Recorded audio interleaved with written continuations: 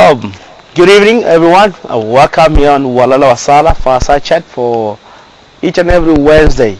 Today we have our special guest right on my hand side here called Elliot Mkonte. He is a guest that brings something for us as flute. Look like a float that is going to do a nice sort of communication in early days before cell phone in Africa. I hope you have seen us earlier on before. We're having a little bit problem with an audio.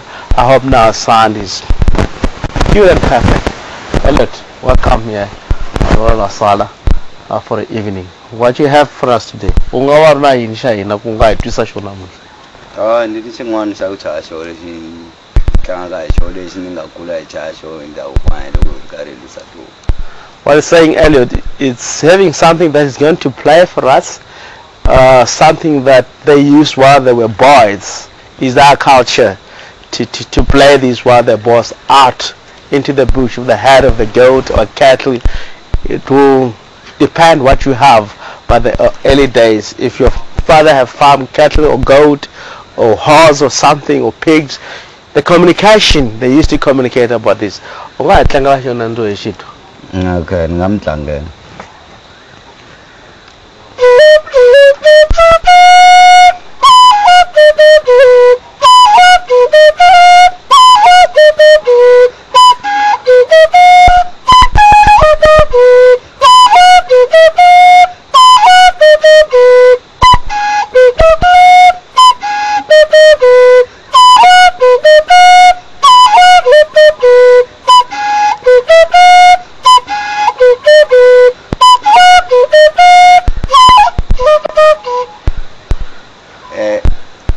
Xilo xin'wanyana lexi loko hi ri karhi hi lave tihomu kuma ku ti hi tlakelela hi lave tihomu kuma ku munghana a nga ndla kusuhi ne luya hi le kule ne luya hi le kule se loko ndzi ri karhi ni vitana munghana wa mina ku hey tana mani u kwini sweswi na ni vitana hi xo xilo lexi. What it is saying all about is more when the boys are out into the bush and they need to relocate one another, they communicate because they have to go out and look for the head of the goat or cattle. If they were playing, suddenly they have to go out and track cattle. Our tracking skills has come from them. So then they play this to know where you are and they can able to relocate. If someone has spotted the cattle, they will use this sort of communication and to get together and on this side I'm winning, maybe tracks are going well. And from there you can go and check somewhere else by playing this.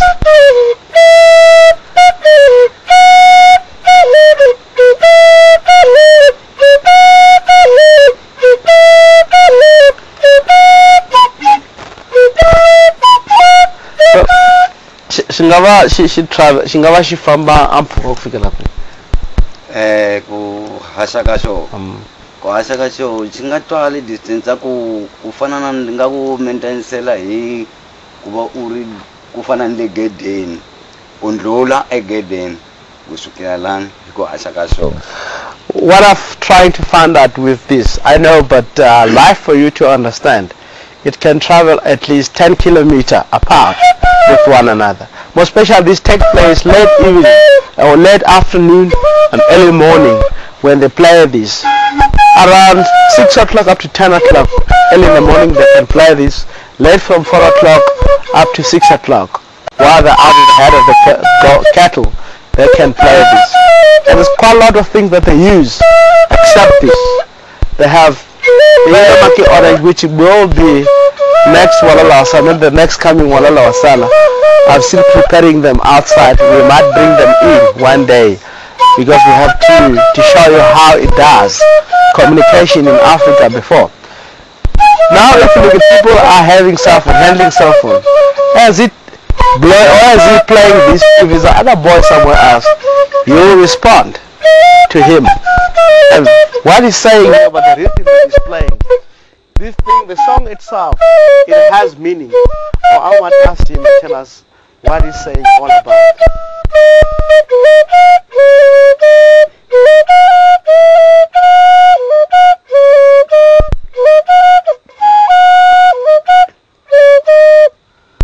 Ingawa vula yini ngoma leyi? Va vulavula yini? Loko ndi va ni ri karhi ndi se ndi mu kumile makwerhu munghana wa mina loyi ni nga na la nhoveni ni kote ku ndi vulavula na yena hi munghana a hi muki n'wana mhaka hi ye kaya ti kumile tihomu. So what he's saying, the song that he's gonna play while I'm talking at the moment is to tell his friend that he's located the cattle. He's now on his way back to home.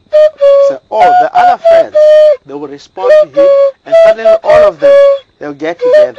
Knows that the cattle are relocated and they can able to free go back home. As far as I know, as I mentioned earlier on, I forgot the name of this in Shangan. What they call it, Stiringo? Yeah, Stiringo. In Shangan we call it Stiringo.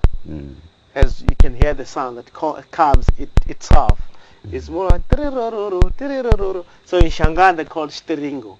And we have other one called Chiwewe. Yeah. That make one kwakwa. Which will bring them next time and we'll communicate. Okay. It's something that is more round. It's a yellow monkey orange. It has to be still young. You drill 3 holes, then you can able to communicate with it. It's how the people communicated any day before. And it used to help quite a lot. It was a communication for boys out into the bush. Only the boys under the age of 30 years below.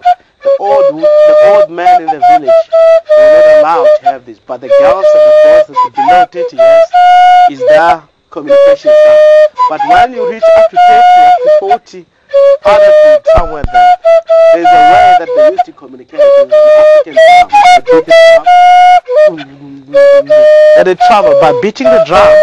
It will mean, by the way they beat, it has a lot of meanings in between. It might mean reporting death. It might mean to come together as a family to slaughter the goat and drink African beer that they used to put on the big pottery that they made. And they know from far distances, if one village is there, the Utah will respond with the beating drums. The Seville is going to respond again, and other villages are going to respond.